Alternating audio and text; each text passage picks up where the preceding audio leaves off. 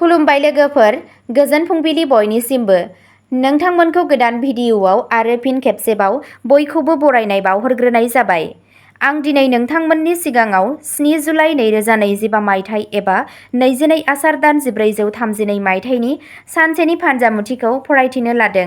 आसा खालामो नोंथांमोनहा भिडिअ'खौ नायना मोजां मोनगोन।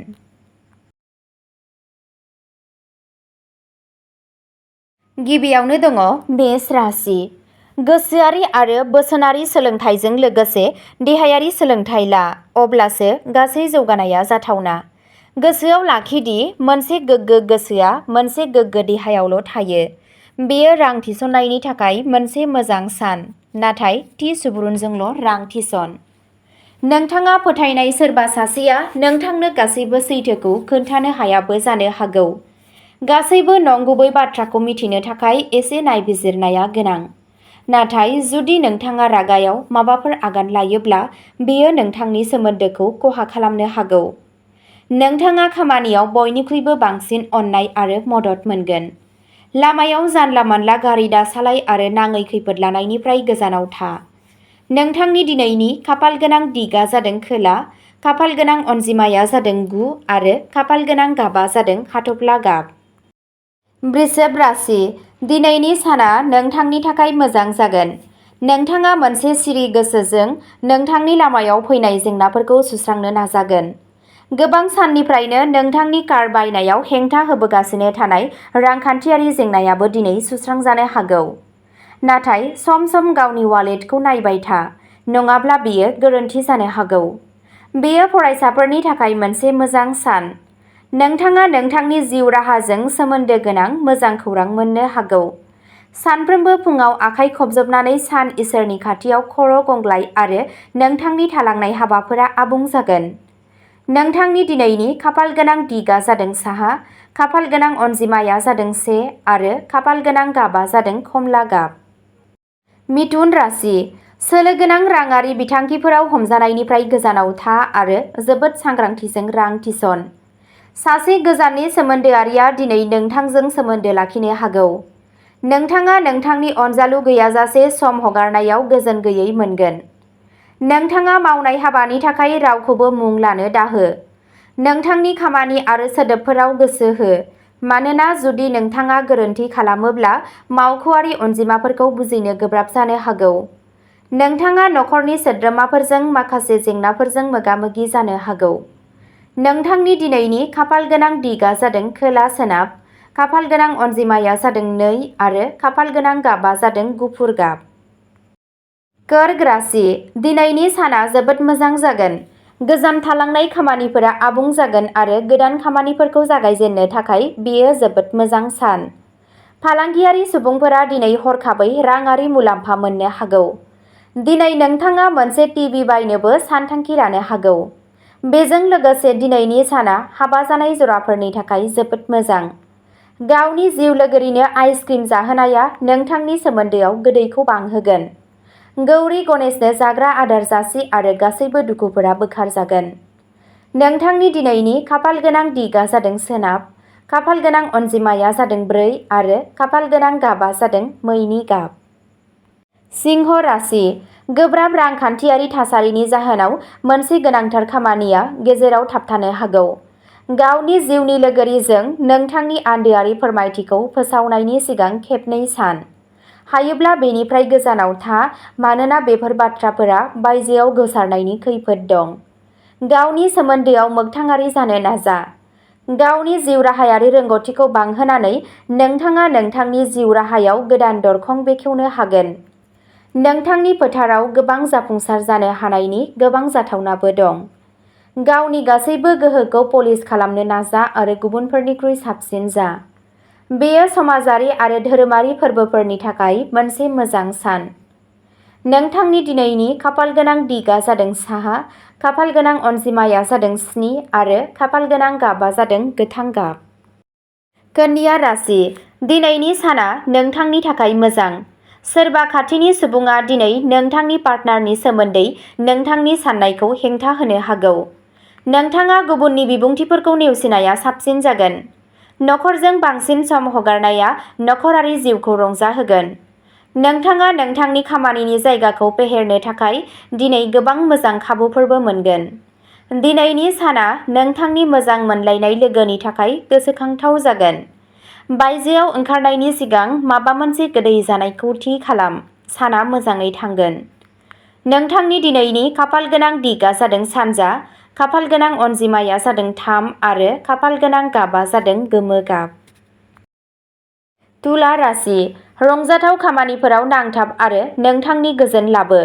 नोंथाङा गावखौ गोदान गोसो गुदुं थासारियाव मोनगोन जाय नोंथांनो राङारि मुलाम्फा होगोन। नोंथांनि लोगोफोर एबा खुरमा बाहागिफोरखौ नोंथांनि राङारि लेनदेन आरो रांखौ सामलायनो दाहो।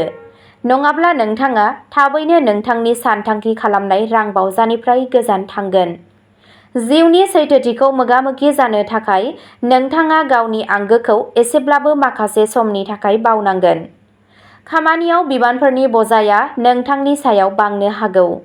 गावनि सम आरो गोहोखौ गुबुनखौ हेफाजाब होनायाव बाहाय, नाथाय बै आयदाफोराव बाहागो लानायनिफ्राय गोजानाव था जाय नोंथांजों सोमोन्दो गैया। नोंथांनि दिनैनि खाफालगोनां दिगआ जादों खोला, खाफालगोनां अनजिमाया जादों 1 आरो खाफालगोनां गाबआ जादों रेजें गोमो गाब। वृश्चिक राशि, दिनै नोंथाङा नोंथांनि जिउ राहाजों सोमोन्दो गोनां माखासे मोजां खौरां मोननो हागौ, नाथाय गिलिर खामानिनि थाखाय नोंथाङा एसे मेंनाय मोननो हागौ। नाथाय बेलासियाव गथ'फोरजों सम हगारनाया नोंथांखौ मेंनायनिफ्राय उदां खालामगोन।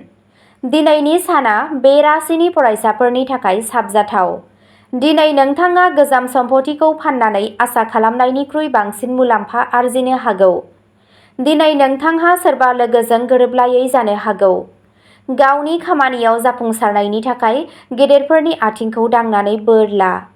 नोंथांनि दिनैनि खाफालगोनां दिगआ जादों सानजा, खाफालगोनां अनजिमाया जादों 9 आरो खाफालगोनां गाबआ जादों गोजा गाब।